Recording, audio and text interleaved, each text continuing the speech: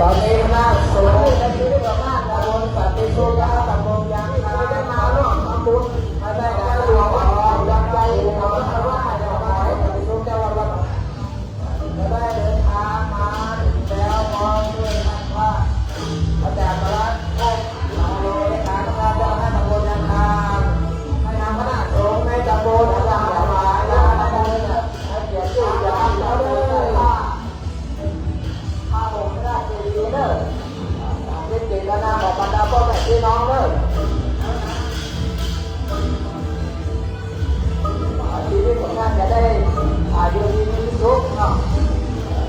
จะได้สูงส่งไปที่ไหนต่อไปที่ข้างหน้าติดตาที่กำลังยาปัดได้ได้ยกเด้อ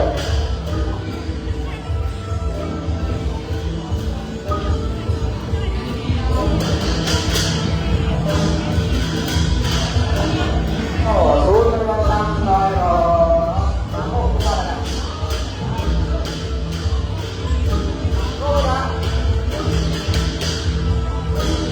ตอนนี้โค้ดลงทาง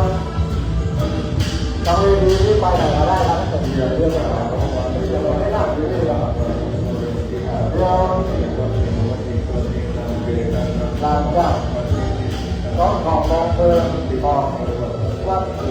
ดูมาได้รอนร้องสบายมากกว่าจะไหวต่อหน่อยทำน้อยหน่อยแล้วก็จะเข้าใจร้อนใจเลยต้องให้ดูว่า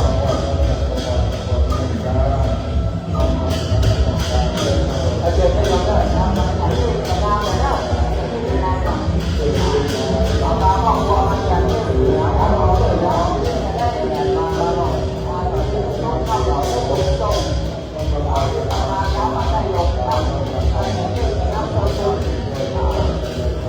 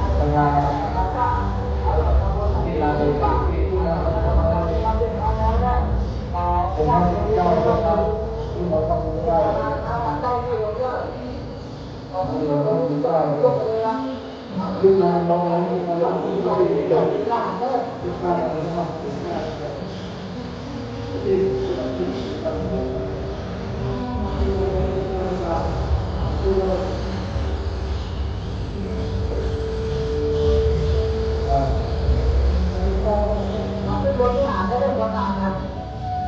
เดินขึ้นบนวิหารเลยนะประการนะเอาไปรับพรจากหลวงพ่อนะบนวิหาร